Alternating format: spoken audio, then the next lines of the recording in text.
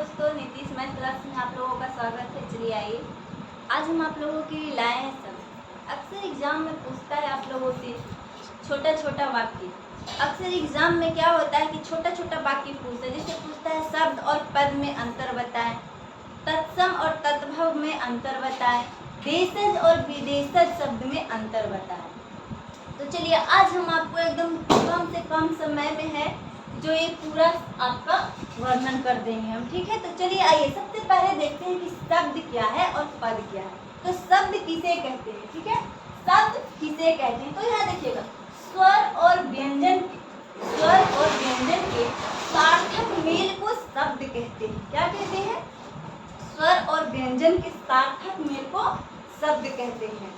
अब चलिए जैसे में देखिएगा, प जोड़ आ, न जोड़ हर्षय दीर्घई है।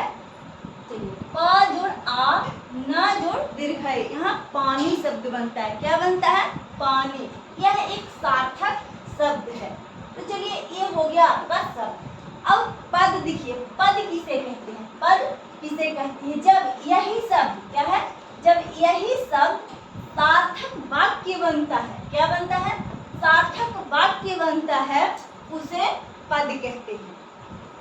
जैसे में देखिएगा, किताब लाओ, किताब लाओ, यहाँ एक सार्थक वाक्य है जिसमें किताब नाम पद है और लाओ क्रियापद है। क्या है?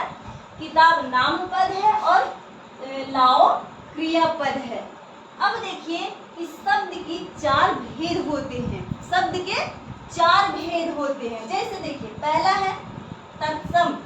क्या है पहला? तत्सम शब्द, जिसमें हिंदी में संस्कृत का वह शब्द, कहते हैं कि हिंदी में संस्कृत का वह शब्द ज्यों का त्यों लिखा जाता है।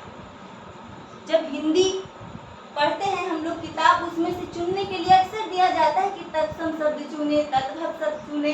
तो जो शब्द, कहते हैं कि जो शब्द संस्कृत वाला हिंदी में ज्यों का त्यों लिखा जाता है, उसे हम तत्सम शब्द कहते हैं, ठीक है। दूसरा नंबर में आता है तद्भव। तो तद्भव वो शब्द होता है जो संस्कृत को हिंदी में बदलते हैं। क्या करते हैं? हिंदी में बदलते हैं। जैसे में देखिएगा, अग्नि को संस्कृत में अग्नि लिखा जाता है, लेकिन हिंदी में उसको आग कहा जाता है। क्या कहा जाता है?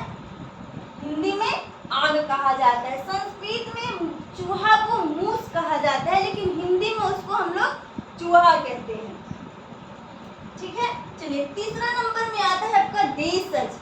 देशज शब्द क्या है और विदेशज।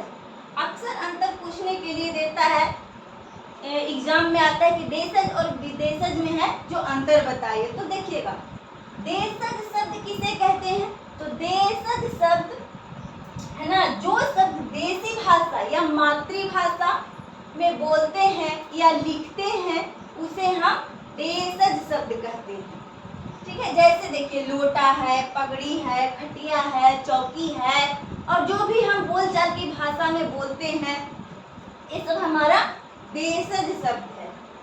विदेशज, कहते हैं विदेशज शब्द क्या है?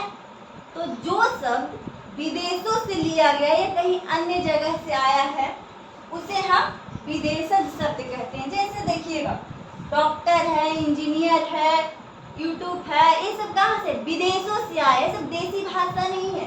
अंग्रेजी, उर्दू, फारसी, ये सब जो है देसी भाषा नहीं है, ये सब विदेशी भाषा है। तो आप देखिए, आपको अगर बुक से पूछेगा कि कहीं से भी आपको पूछेगा कि बताइए इसमें से देसी, विदेशी, तत्सम, तद्भव शब्द कौन है, तो आप झट से बता देंगे, ठीक है।